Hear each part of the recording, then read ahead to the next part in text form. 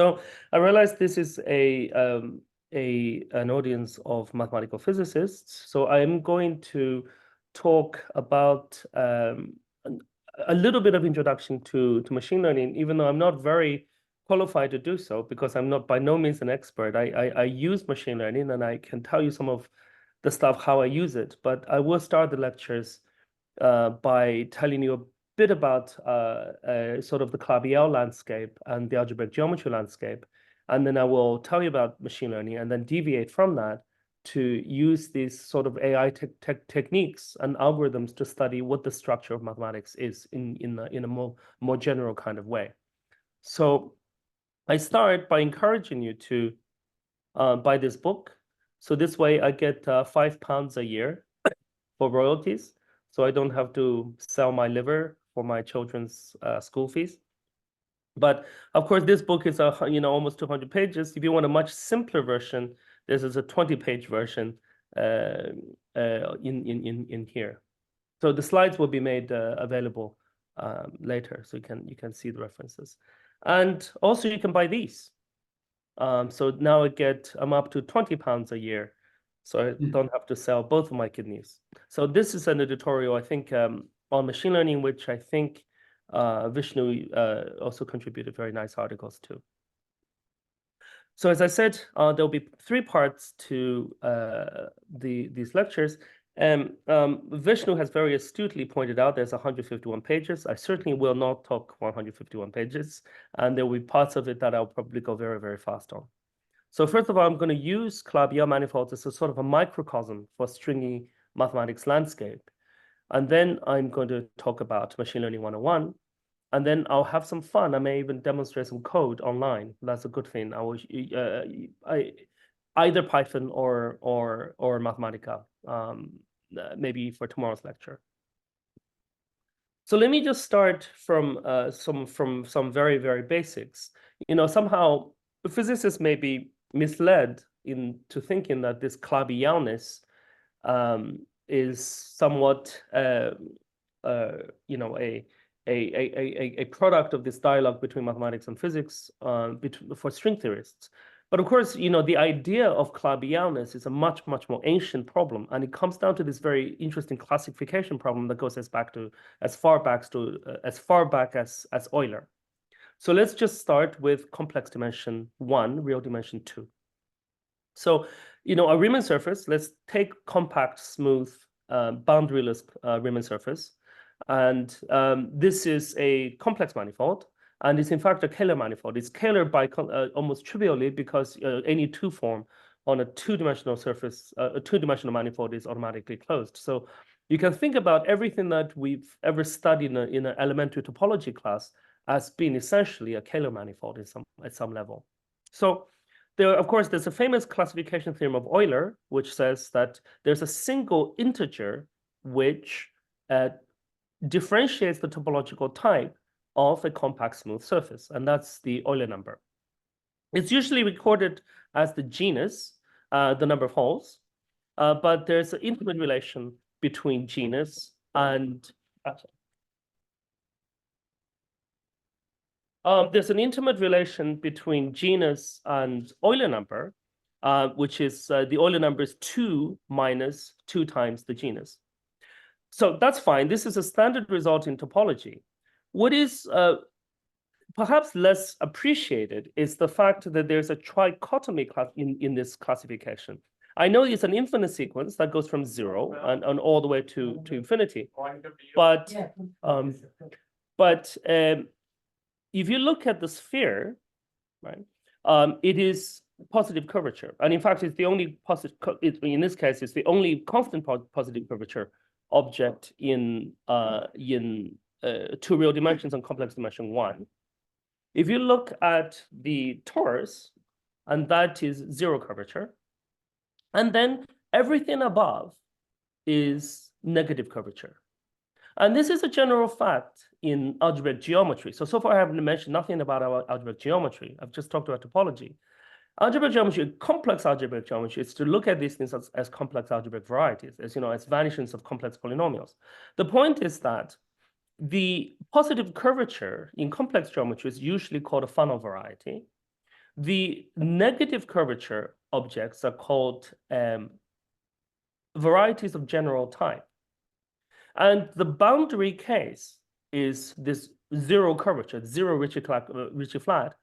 And that has come to be known as Kabi-Yau. And I will mention why this is the case.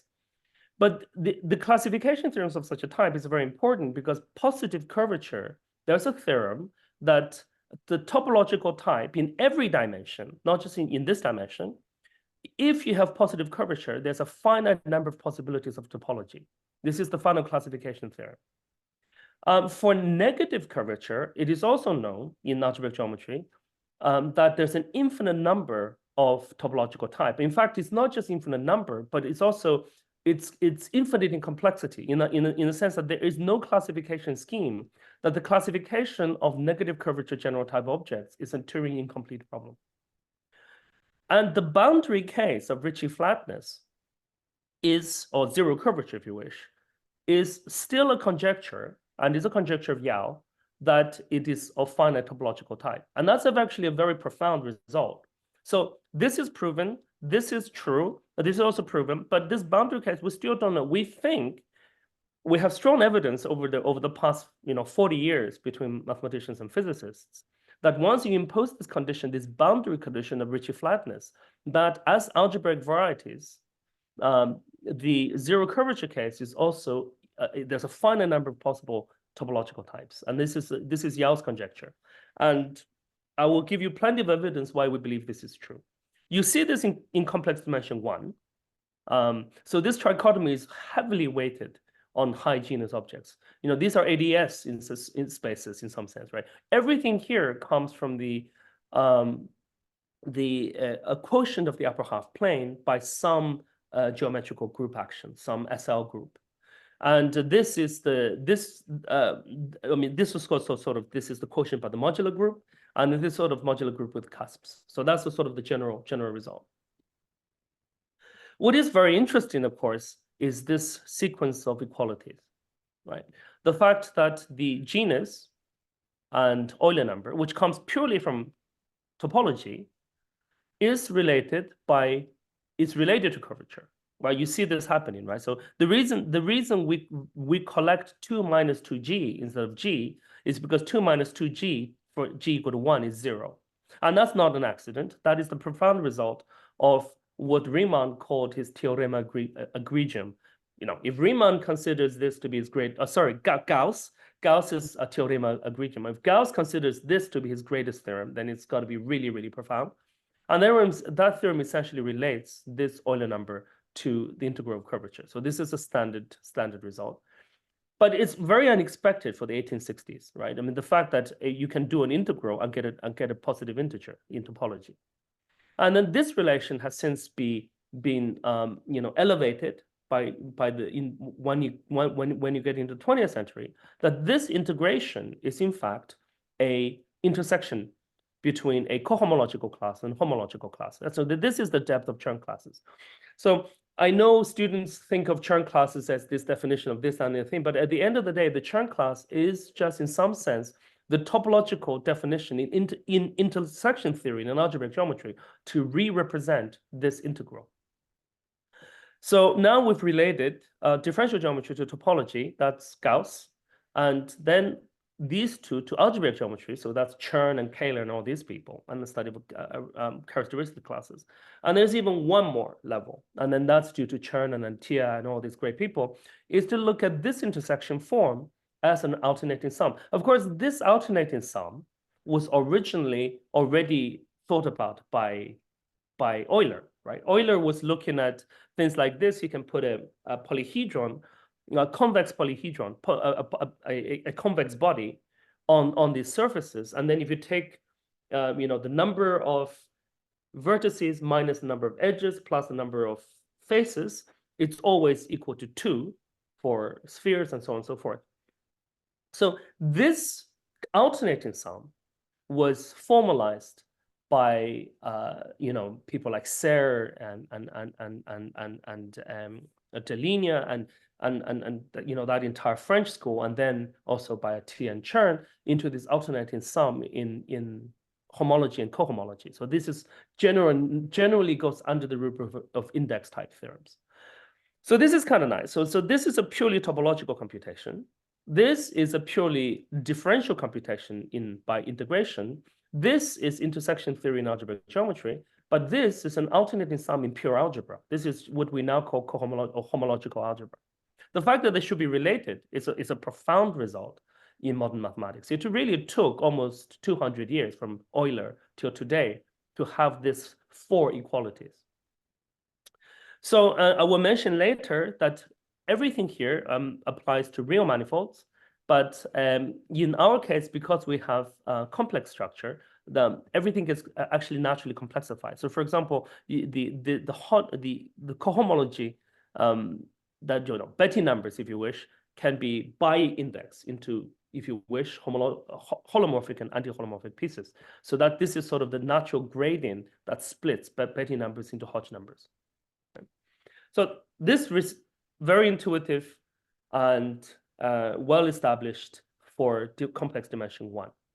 The point is that once you go to high dimension, it is not at all obvious how this story generalizes.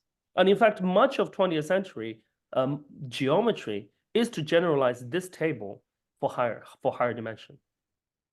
It's very, very, very difficult to do dimension higher than 1. For example, even in dimension 3, you've got some profound results like the Poincaré and Poincaré conjecture, right?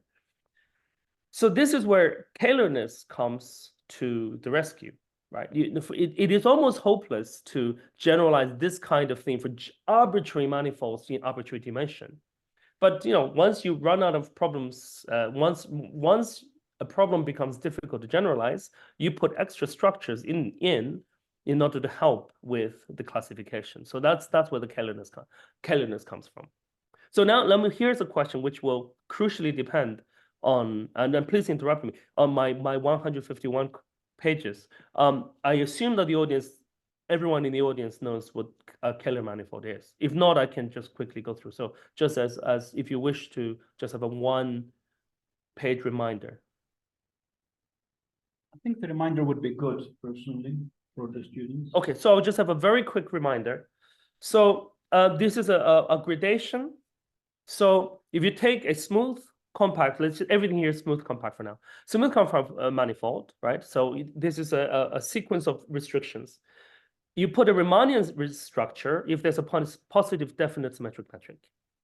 If you put another restriction, a complex Riemannian, is that you have this bigraded. You have the holomorphic and anti-holomorphic pieces, if you wish. If you put one more on that, it's a complex Riemannian. If you have only the mixed indices appear, if you can write the metric in such a way, then it is Hermitian. And then it is further a Hermitian. For Hermitian one, you can write down this, because of the mixed indices, you can write down this 2 form. And if this 2 form is closed, then it's Kähler. So why do we have to do this set of restrictions? It's because the more properties you put into a manifold, into any structure in mathematics, it becomes easier to do classifications. In particular, a result for Kähler is that this result, this one, implies that the metric comes from a scalar potential.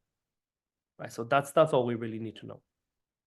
And just very quickly again, so for in general, on a Riemannian manifold, you already have the concept of the Laplacian because of the existence of the symmetric metric, and you can write down all of the forms as 0 modes of this Laplacian.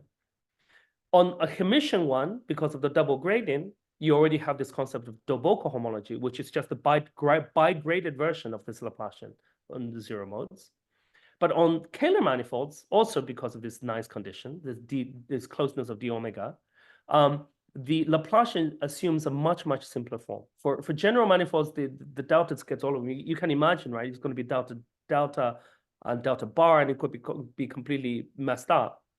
But so on Kähler, you have this natural Hodge decomposition, which is that the cohomology group on the original manifold gets split up in this Künith-like way. So that's why we really like Kähler manifolds. From now on, we're only going to be thinking about Kählerness. This condition, d omega is equal to 0, is automatically guaranteed here for surfaces because surfaces are complex dimension 1 objects, and omega is a 2 form. So it's scalar by construction. So now this is now the content of the Calabi conjecture in 1954. So the point is, why was Calabi even thinking about this? It's because he was inspired by this diagram, right? But by Calabi's time, this is sort of the frontier of geometry, and he made this statement. So given this compact Kähler manifold, so now that G took the Hermitian metric, the Kähler metric, together with its Kähler 2 form, and a scalar and a scalar curvature in the class of the first Chern class, then there exists a unique one within the class of this Ricci 2 form, such that it determines the Ricci form given any particular Kähler metric. So that, okay. Now let me just uncompactify this sentence. This seems very technical. Like, what the hell was he really thinking? This is a statement, essentially, in the simplest words, is that first Chern class controls curvature, right? This is very, I mean, if you really think about it, this is very, very profound. If you just, again, go back to this diagram, there's no reason in particular why this integral should be reduced to an intersection form, and in particular, why this intersection form should be controlled by the first Chern class. It works almost trivially for the case of surfaces, for real surface, in the case of Euler, but is it true for every arbitrary dimension for Kähler manifold? Forget about all the other manifolds, it is for Kähler. So in particular, you see, for when the first Chern class vanishes, that controls the case when it's Ricci flat, right? So why is this nice? Because this gives us a very, very nice way to construct Ricci flat manifolds. Because if you want to check that a curvature is 0, it's a second order PDE of Monge-Ampere type, which is extremely complicated to solve, right? Because if you go back to like this, right? If you have to write this condition down in this way, right? It's a coupled system of second order nonlinear PDEs. There's no way to solve it. How are you going to even check this? So, but all of a sudden, the miracle is I can just at least guarantee you an algebraic condition that this is of a certain curvature type by just constructing an purely algebraic object, which is the Chern class, and that's the profound. And I'm going to show you plenty of examples for Clavier manifolds later. So this is nice. So you don't even have to solve the Monge-Ampere equation. You just have to look when the first Chern class is 0, which I will show you later that this condition actually turns out to be purely a polynomial condition, and that's a really nice thing. So Calabi, as it is in a lot of theorems in mathematics, uniqueness is easier to prove than existence. Calabi was able to settle uniqueness within a page. You can show that this is the standard uniqueness condition arguments. So you can show that this exclamation mark is very easy to prove. But you had to wait until 30 years later, or whatever, almost 30 years later, to show the existence. And why is it difficult? Because the Gauss proof of this existence is exactly what I mentioned earlier, is to show the existence of a solution to a PDE, a nonlinear second order PDE of Monge-Ampere type. And that gets into harmonic analysis of such subtlety. I mean, this is beyond my knowledge of differential geometry, but it's extremely subtle. And that's why, if you do something that subtle, you tend to get the Fields medal. So Calabi just passed away this year at the age of 100. So I highly encourage students to do this, because if you do this kind of Kähler geometry, you tend to live very, very long. I think it is a general observation that Kähler geometers are very long-lived, but you could correct me. I think if statistically, just go to Wikipedia, download all geometers and compare their average age to the lifespan, I think they tend to live long. I think this is in fact probably true for mathematicians in general. I don't know, mathematicians are happy people. You're not bothered by the state of the world, which is ugly. You're purely in this world of abstraction. So it turns out that this word Calabi-Yau was named by physicists. So this is kind of interesting, because Yao proved this theorem of this conjectural Calabi, settled this, Calabi settled this symbol, Yao settled this symbol, and it just so happens that Strominger and Yao were in IAS in 1984, 85, and Strominger, Witten, and Candelas, and Horowitz and friends named this condition of Kähler plus this Ritchie-Flat condition after Calabi and Yao. So it's also very true. Oh, by the way, this is also a very, very important thing. If you write a paper and you name something after yourself, this is a very, very good test for crackpot. Serious scientists never name anything after themselves. So Calabi and Yao certainly didn't call it Calabi-Yau manifolds. You wait for somebody else to recognize you to name something after you. So this is actually an extremely good test. If you ever get a paper in which somebody sends you and the person names after him or herself, then definitely delete. This is just crackpot. So this is just somehow the culture has evolved this way. So that was the development in this is 200 years of geometry. Really, I have mentioned no physics, right? Just whatever. It just so happens, around about 1980s, there was the superstring revolution. And this I'm going to go very quickly, because I think I can assume everybody knows about string compactifications, at least, right? Yes. Yeah. In the abstract, maybe not all the details, but yeah. Yeah, I'm not going to give any of the details. Just roughly. So this is just one train of thought. People like Calabi and all this whole school of Atiyah and all the Bourbakis were thinking about this problem, right? And then there is a separate bunch of people thinking about this. I was recently, actually, our science writer in the London Institute is recently going to write an essay about physics and mathematics, and I learned something very, very profound, which is a quote from Freeman Dyson, exactly around about this time in the 1970s. We have always, I certainly didn't know about this quote, but Freeman Dyson said, there's a marriage between physics and mathematics since the time of Newton.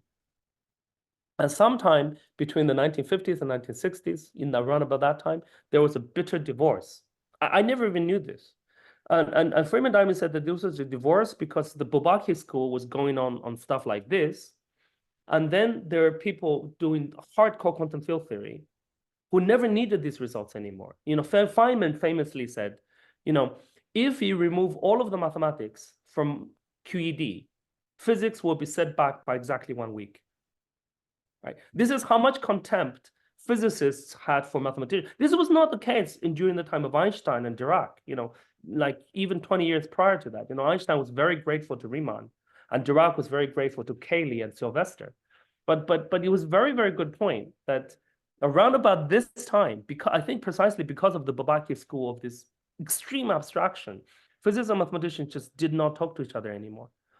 And so string theorists were working sort of in isolation.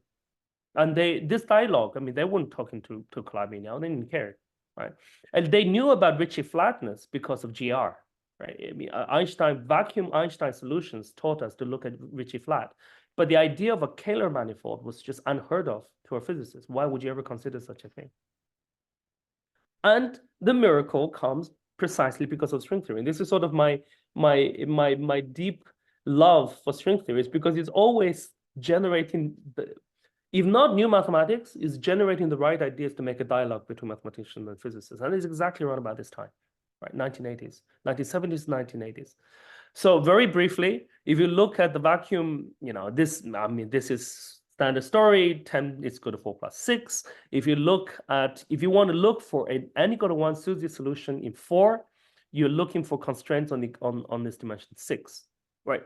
Again, I emphasize, the people who are doing this in the string revolution had no idea about this development, right? Because of this divorce in the 60s, because of Bourbaki.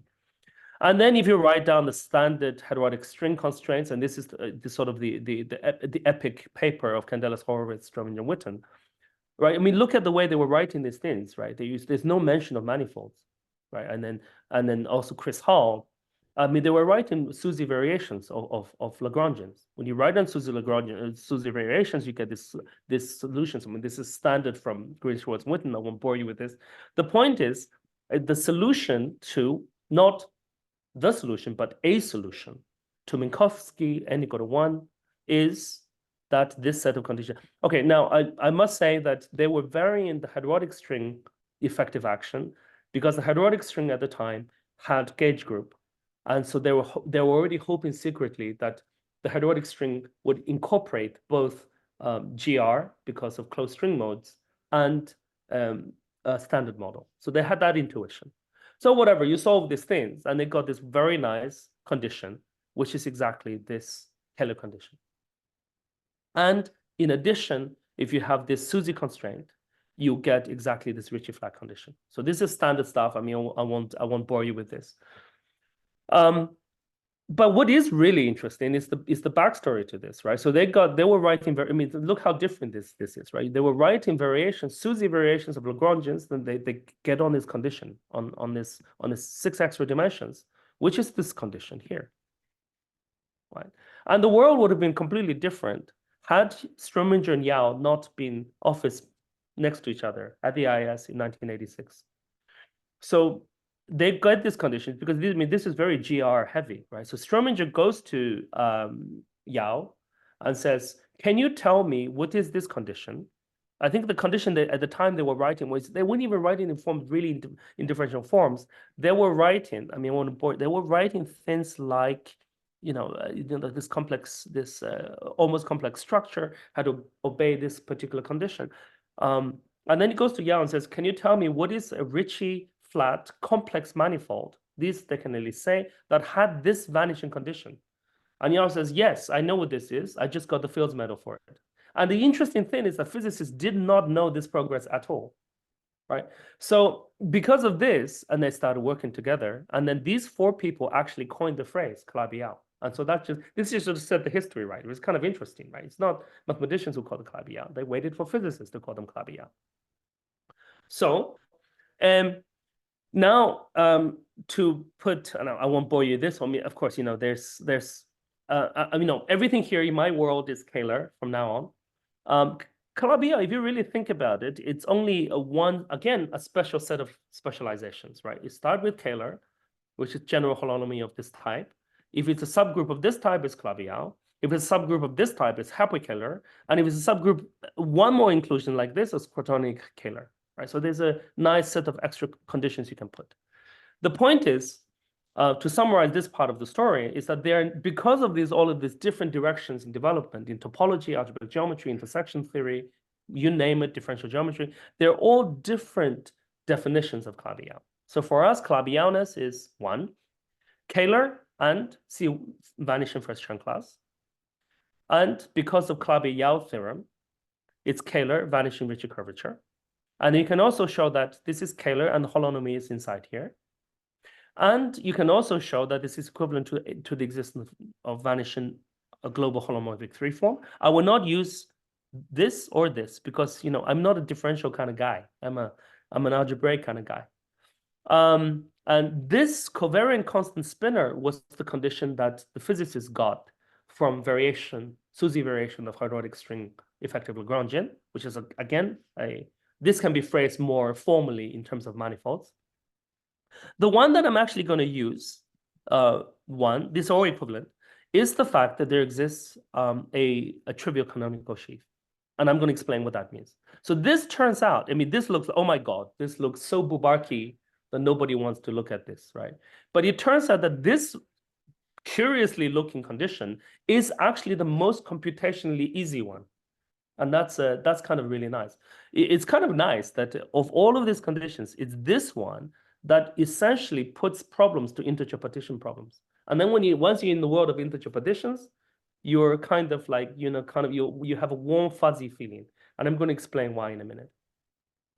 So just very quickly, just some about some topological conditions. I mentioned that this bigradient that separates the Betti number, which essentially the number of holes, and the Betti the string of Betty numbers, B0, B1, you know, for a real manifold is B0 of dimension n, it's B0 to Bn, and then it counts the number of algebraic cycles. This, because of the bigrading, it now becomes this diamond-like condition with this thing with two indices. And Poincare and Hodge-Star duality makes this a little more symmetric. So there's this direction is symmetric. So the Hodge diamond is this. For Kähler manifold is already true for this. If you put the extra condition that is connected in Kähler, then this one is 1 because that counts the number of point classes. So that's a 1, and by Poincare duality, this is 1. So these two top is 1. And simply connectedness says that this is 0. So I'm going to just, for now, let's just restrict ourselves to like, you know, this simple class. So now your Hodge diamond becomes essentially like this, right? And then because of Calabi-Yau-ness, this unique holomorphic global form, this one of the equivalent conditions, puts this to 1 and this to 1. So you don't have much left, right? You only have two numbers left, two integers left, which I'm going to call H11 and H21. So for compact, smooth Calabi-Yau threefolds, there are essentially two topological quantities that distinguish what your Hodge, from a point of view of algebraic cycles, you need only two integers. I want to emphasize, to completely distinguish topological type, you need a little more. In fact, it turns out to be this plus second Chern class plus intersection number. I'm going to get that into a little more detail later.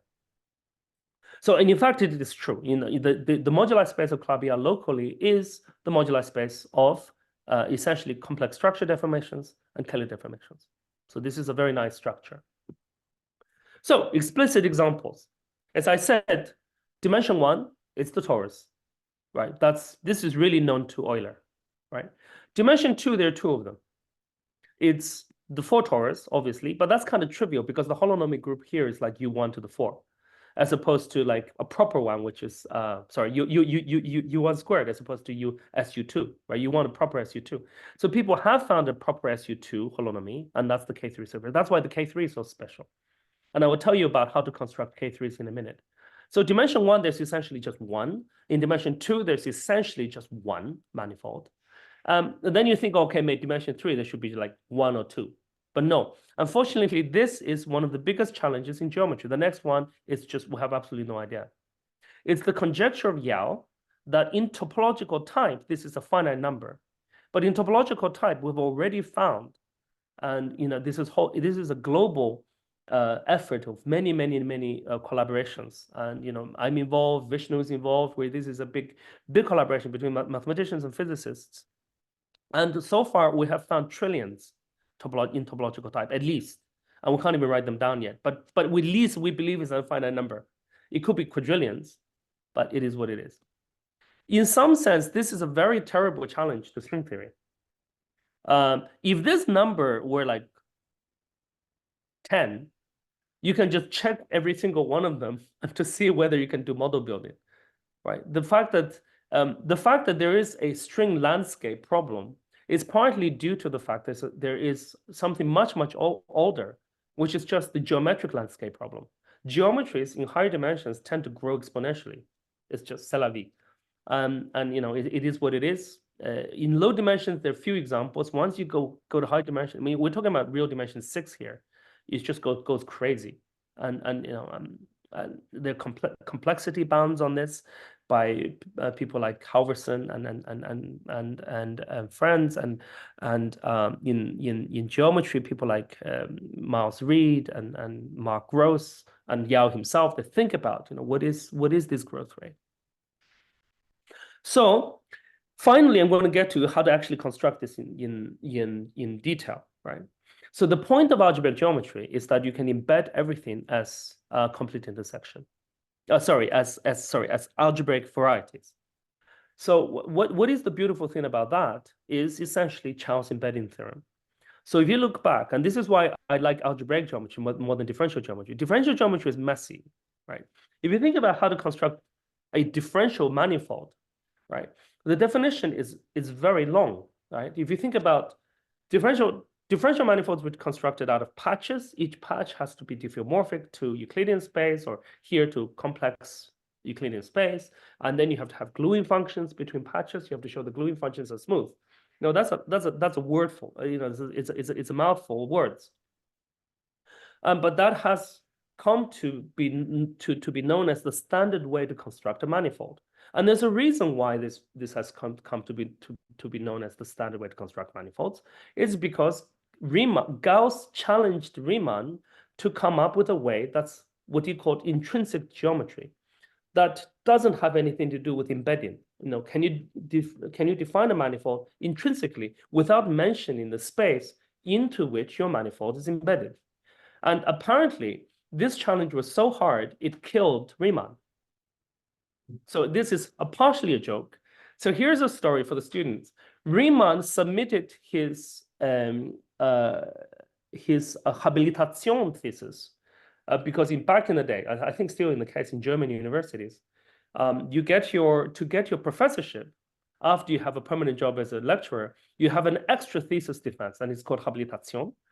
And Riemann's habilitation had 3 examiners, one of whom was Gauss, who at that age was at least 70.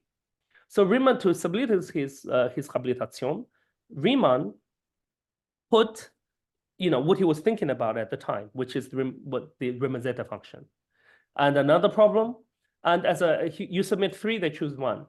And he chose as a side remark, what about the foundations of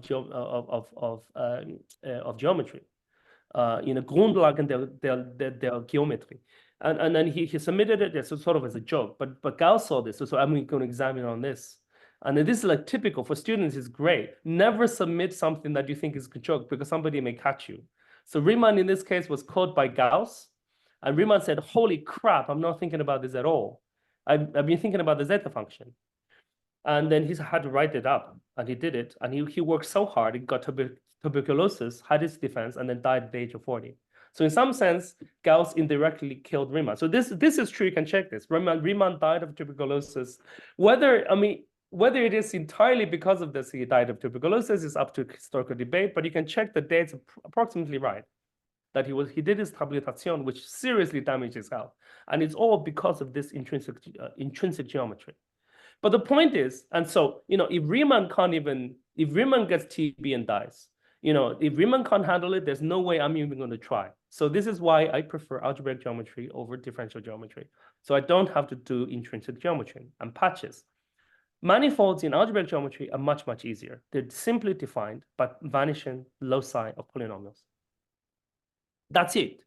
So if you think about that's it. So this is sort of, of course, it's more elevated than this. They're embedding terms of Chow, which generalizes embedding terms of Nash, which is essentially says that every manifold, smooth compact, in fact, every manifold that is scalar, and so that's all we care about, can be written as the vanishing loci of the intersection of complex homogeneous polynomials in Pn. Okay, so that's a very, very important statement. Every Kähler manifold can be written as the vanishing loci of the intersections of polynomials in Pn even. There exists a single projective space in which you can just write enough polynomials to do it.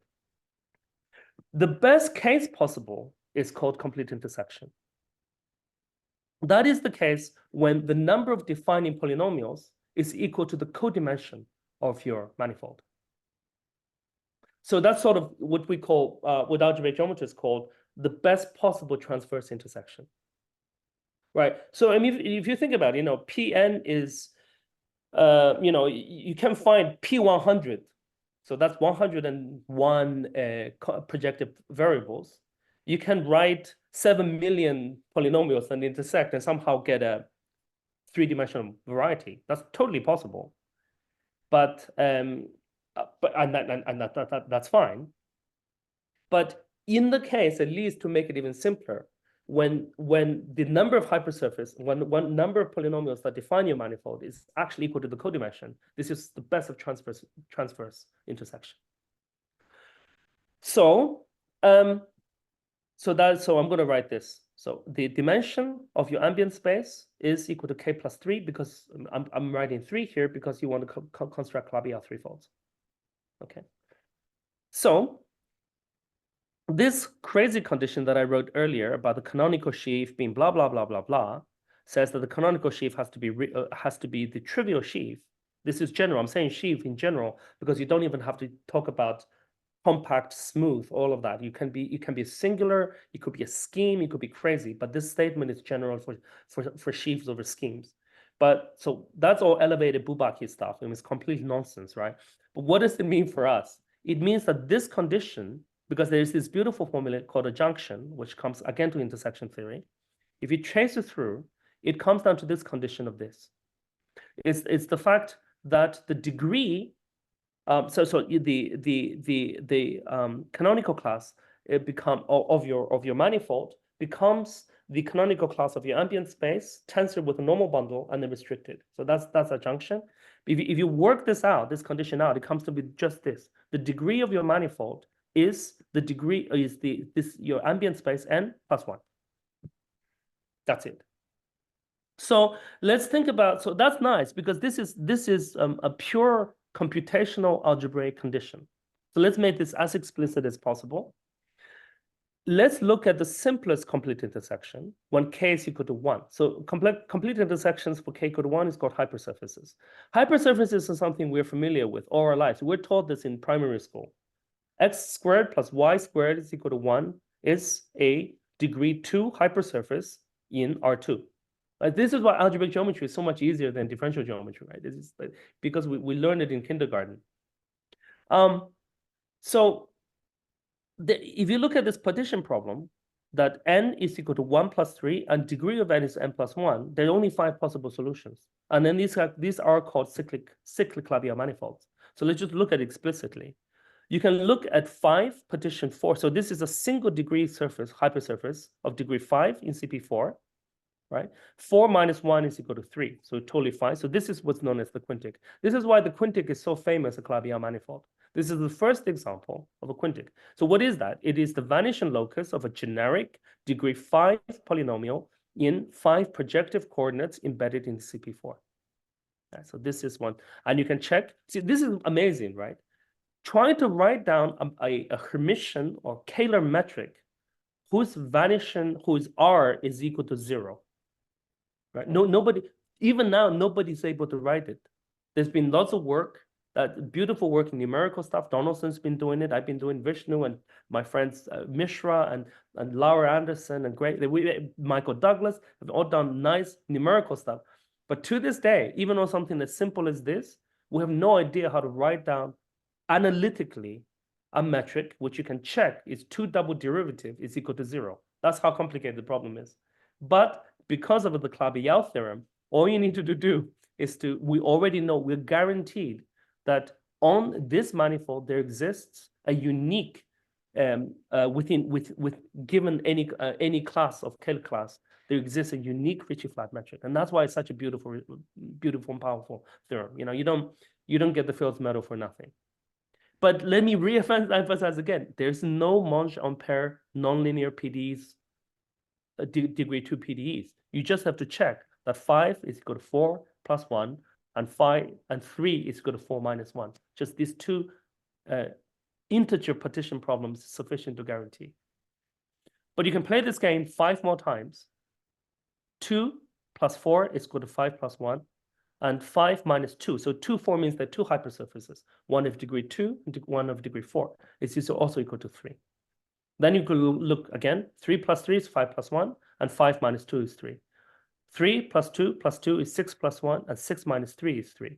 2 plus 2 plus 2 plus 2 is 7 plus 1, and 7 minus 4 is 3. So these are the cyclic manifolds which come from the partition of integers, which are guaranteed to have Ricci-flat Kähler metric.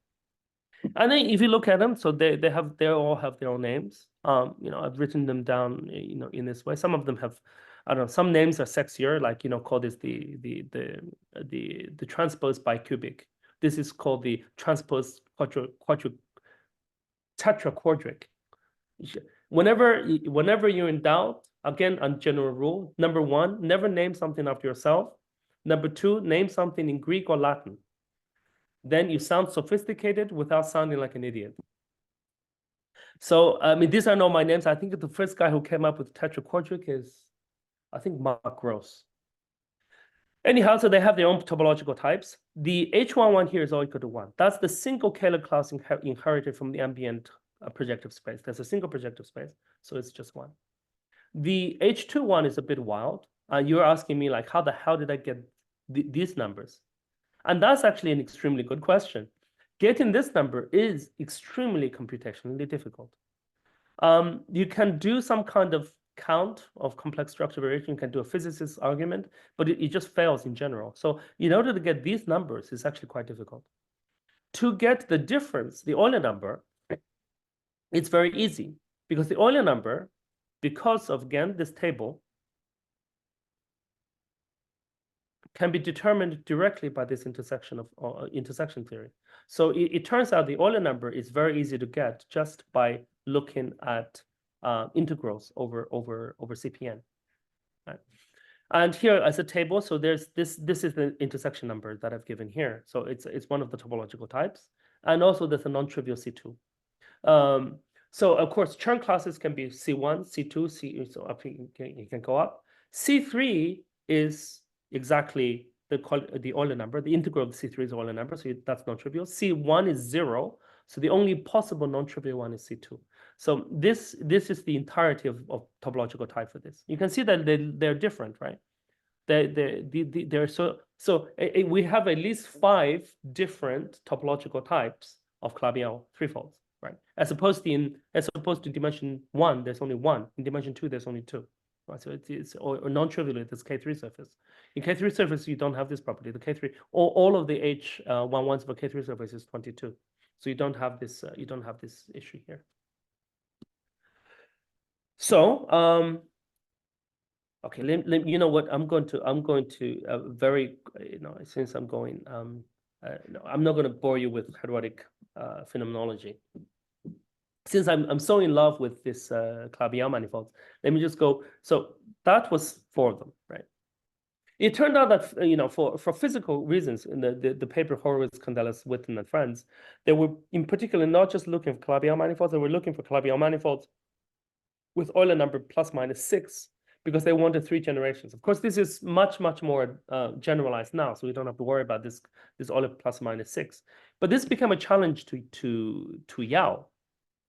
Because none of these had Euler number ±6, right? For them, in the late 1980s, this is serious, because they truly believed that this was the answer that string theory was going to give to the real world.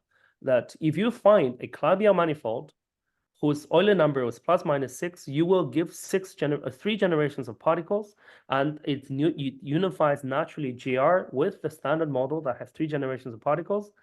Then you have the promised theory of everything. Everybody got excited. Graham Ross, Brian Greene, and all these people wrote beautiful papers in trying to answer the ultimate question to the universe, that this is the answer. I mean, they really believed it. Of course, now, well, I don't know why you believe this. So I'm not going to get into the controversies of whether you believe in string theory, but or this whole program of trying to create the theory of everything. But at least I can say something non-controversial, which is the fact that Candelas, Strominger, Horowitz, and Witten went to Yao and said, why can't I find anything that's equal to 3? Like purely simple geometric problem. And Yao thought about it and said, oh, that's actually interesting. It's very hard to find one. He ultimately did find one jointly with Tian. They were able to find some quotients, but not any immediate quotients from these. So whenever in doubt, right? So this is kind of, this shows also the psychological and the cultural difference. Because of Bourbaki, mathematicians considered dirty to write down examples. It's considered embarrassing. If I have to write something explicit, it was, oh no, this is very, very embarrassing. This was not the case before Bourbaki. People like, Kähler, Fano, Chern, Attia, they write explicit examples. So because they couldn't find an example with Euler number ±3, it's not important, the 3. So physicists actually had to take the challenge. The challenge is, can we create a bigger database of Clavier threefolds? There's no finite theorems, there's conjecture. So these guys took the challenge. And they spent 5 years in taking up this challenge. And what they did to create, which is a database which is still used today, and it's called the CISI database. CISI is great. It's a great name. Complete intersection club, yeah. It just sounds like some, sounds like a girl you're dating or something, right? And in fact, one of my favorite papers that I ever written in my life was written jointly with Vishnu and Challenger and my student Kieran Ball at Oxford.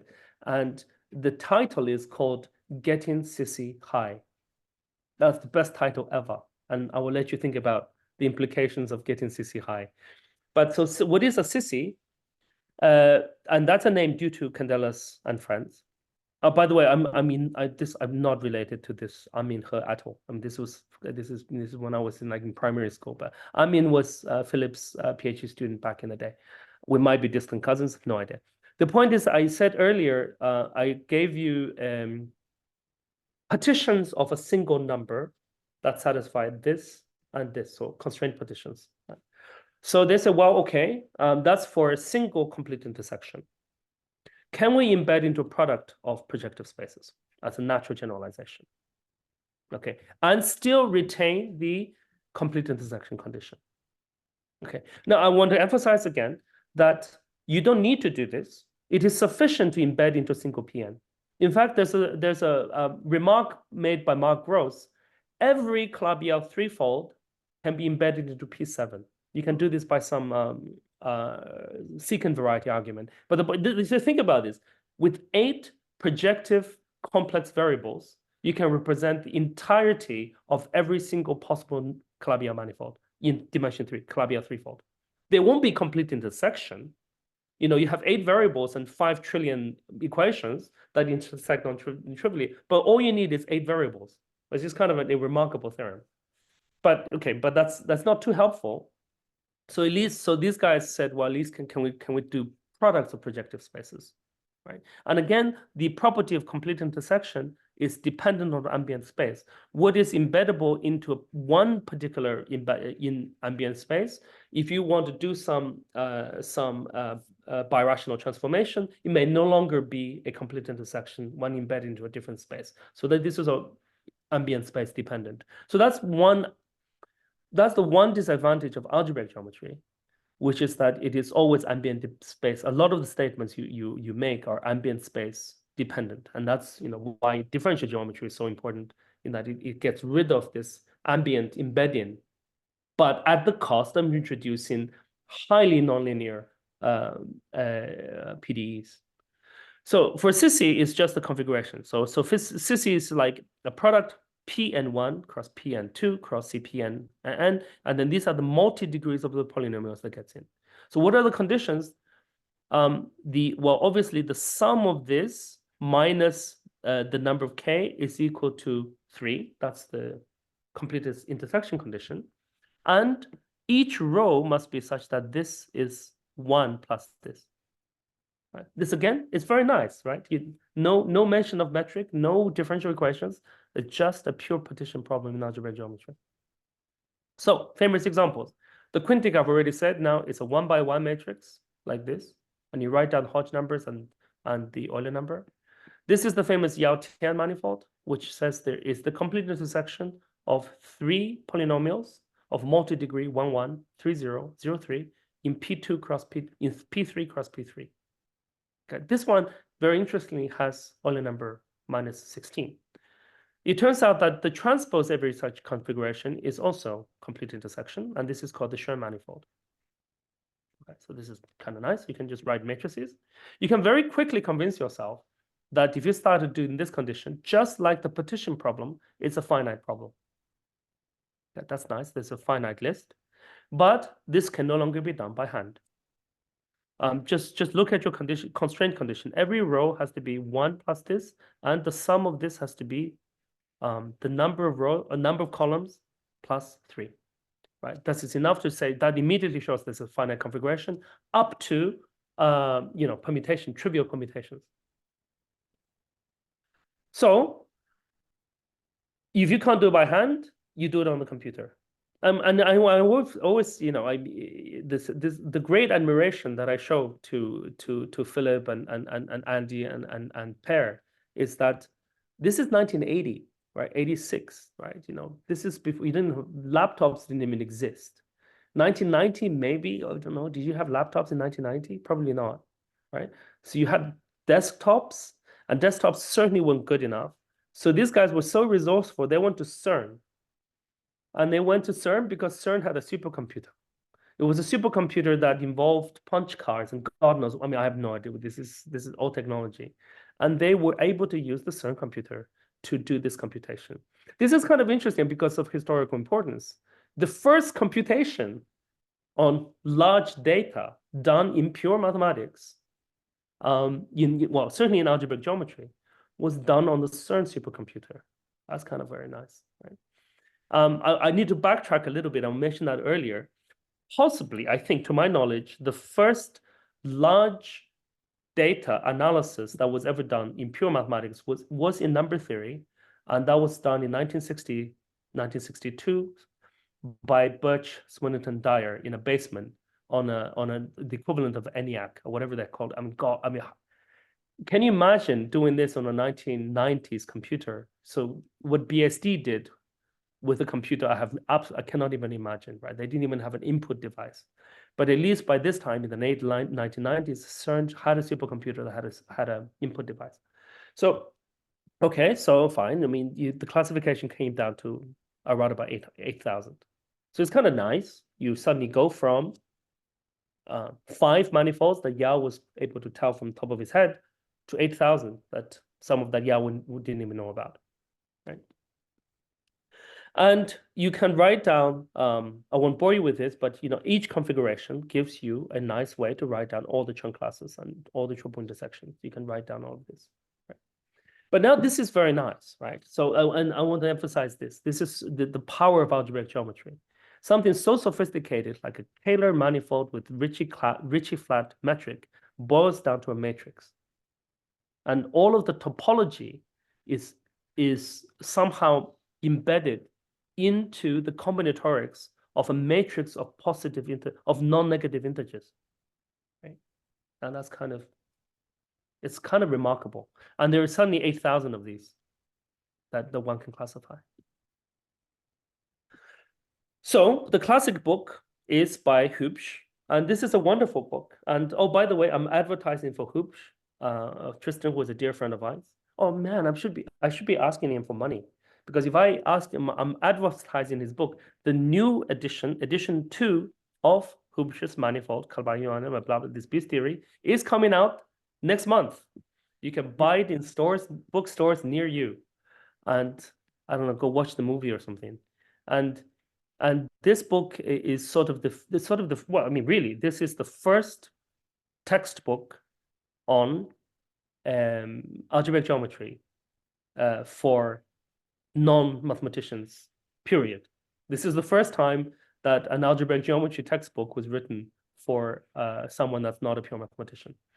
This book is much, much more friendlier than Hartshorne and Griffith and Harris. If you want to go beat yourself, you can certainly read Hartshorne and Griffith and Harris. They're very thick books, and it hurts. And I did that for the entirety of my PhD, and especially Griffith, it hurts. But this one is very, very friendly. So you can plot distributions. This is nice. You know, now you know, but this, so we've gone from you know, mathematics with a little bit of physics, and now you can just statistics, right? You can do, you know, here 8,000, you can plot them, right? You can, you know, here's the distribution of H11, here's the distribution of H21. This is the kind of thing I'm going to allude to in a minute. And what's really interesting is that all the Euler numbers are negative. So this is a very good example. It's not to trust big data. If you looked at this, and if they didn't know better, if they didn't talk to Yao, they would have just conjectured all Calabi-Yau threefolds have negative Euler number. 8,000 for 1990 is a lot of data, right? But that's just certainly not true, right? In fact, they know that's not true because in 1992, Green, Parks, Candelas, and Della Ossa came up with mirror symmetry. And mirror symmetry is the exchange of H11 with H21. And what that means is that every point here, there exists another manifold here. So, right, because Euler number is H11 minus H21. So mirror symmetry acts on Euler number by putting a negative sign. So it is clearly not true that all Clavier threefolds are negative. They've in fact created explicit examples of positive Euler number ones. But it just so happens that this particular class is completely biased to negative. I don't know of a good explanation, like other than experimental fact. I don't know of a one-line explanation that if you do complete intersection in projective products of projective varieties for Claviers, that is automatically guaranteed to be negative Euler number. It'll be nice. I haven't heard. Either somebody told me that I forgot, or I don't know of a a quick explanation. But there should be one, I think. So they weren't happy with this, right? Because they knew about mirror symmetry. So this was then immediately generalized to this next database in Clavier, which is, well, what's the other way to generalize CP4? Right, this is quintic in CP4. CP4, well, one way they generalize it, which is instead of CP4, they take a product of CPNs. The other way to do it is to weight it. Right. CP4, remember the definition of CP4 is C5 minus the origin divided by everything that stretches a point. A weighted CP4 is C5 minus origin divided by quotiented by everything that's stretched by point, but up to a certain weight. Right. So if you put all the ways to 1, 1, 1, 1, 1, then it's just CP4. So if not, it's weighted CP4. Weighted projective space are terrible things because they're generically singular. This action becomes very, very funky, and you need to resolve singularities. But at least there's a nice result, and these guys have thought about it in the 90s, which is once you do resolve it properly, the condition that a hypersurface in weighted CP4 is Clavier is that the sum of the weights is equal to the degree of the hypersurface. That's a very nice result. And so if you take 1, 1, 1, 1, 1, that's the trivial case of non-weighted. The sum of weights is just 5, and you're back to the quintic. But if not, you need to have a weight factor. What's nice about this is this is hypersurface, not just complete intersection. You can do complete intersection in products of weighted projective space, and to my knowledge, there's no classification of that yet. And there's a reason why this hasn't been, people haven't really focused on that classification. It's because this classification is superseded by something much more impressive. Okay, so the point is, if you plotted all of the Euler numbers and the Hodge numbers of this data set, which they classified, 8,000 of them, around about 8,000 of them again, it becomes much more balanced.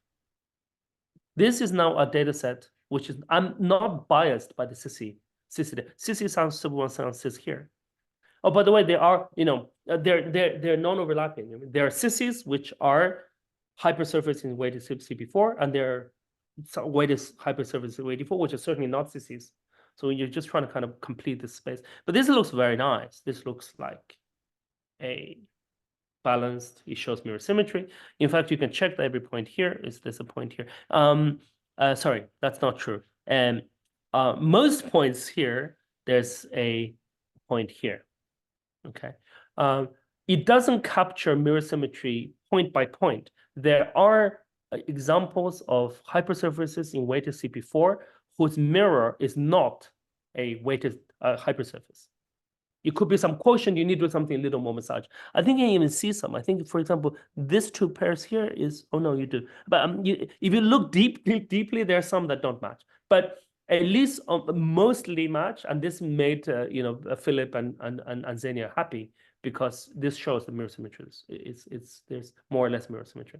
But of course, the stronger statement of mirror symmetry is that every Clavier threefold, there must exist another one that's smooth and compact that it is. They may not come from the same data set, is what I'm trying to say. But this data set at least captures it, unlike the Sissy data set. The Hodge pairs go up to 960, to plus 960. Here is something. There will be money. Yes. Sorry, I just want to check when there's a good time to stop. Maybe we could Yeah, have like. I'm going to finish shortly after this. Maybe just a few more minutes. Okay. Yeah. Oh my God, I'm only on page 26 on 151. Let's go for 3 weeks. Let's go crazy. So one important thing is that nobody has ever found in 50 years' time any Clabial that is smooth, compact, threefold that has Euler number that's bigger than 160. In fact, there will be bottles of wine and other things given to you if you can break it. And nobody believes that this is true. It is now a theorem that I think all I don't want to say something wrong. I think, well, I can say vast majority, and I need to quantify what I mean by vast majority. Vast majority of Clabials are elliptically fibered, and of the elliptically fibered, you can prove that you never break 960. This is very good evidence, by the way, for Yau's conjecture, right? Even if you can't even break the Euler number, right? It's very good evidence that topological type is finite. So Yau's very happy by this. So 50, I mean, it doesn't mean, I mean, it could be higher, but you can't even break this. Right? That's kind of a very, very nice result. I love this quote. So basically, we're doing data science, right, in the 1990s. Awesome quote. You get a meme of the internet, everybody loves it, right? And just to mention very quickly, I mentioned to this thing. So I've mentioned two constructions, and then there is this elliptically fibered condition. So elliptic labials are just fibrations of whose fibers are elliptic curves. The reason why people consider elliptic curves is because the torus is an elliptic curve, right? So you can kind of get that for free. And there's another classification scheme I won't bore you with, but the statement that the vast majority of Clabial manifolds are elliptically fibered essentially says, at the end of the day, Ricci flatness is just tori at some deep level. And this is not really true. So I won't get this. So, and people have checked this, right? So of the sissies, 99.33% are elliptically fibered. Of the sissy fourfolds of the 1 million, again, all but 400 are elliptically fibered. You can really get this kind of results. And you can, and Juan and Taylor showed that this KS data set is also elliptically fibered. In fact, the only one that's not elliptically fibered is, ironically, the easiest one is quintic. Pretty much, other than the quintic, you're very, very hard to find something that's not elliptically fibered. So basically, Clabials are, as in their one-dimensional analog, just tori. Gosh, maybe this is a good point to start, but I haven't got to machine learning yet. But okay. Let me take a break now, and I'm going to mention the biggest, the most impressive work, and then I'll switch gears and give a little bit on machine learning, so you can take a break and have a coffee. Okay, thanks. But maybe there's any questions right now for Yang? Okay, well, maybe we can take a 20-minute break and start at 3:30 as planned. Is it fine with you? Sure. 20 minutes. Can I ask a question? Yeah, of course. Please, yeah. Okay. So just one question. I think it was on slide 15 or 14, can't remember. But I just wanted to know, is a complex conjugation of Hodge numbers related to the palindromicity of numerators of Hilbert series of Calabi-Yau spaces? I believe not.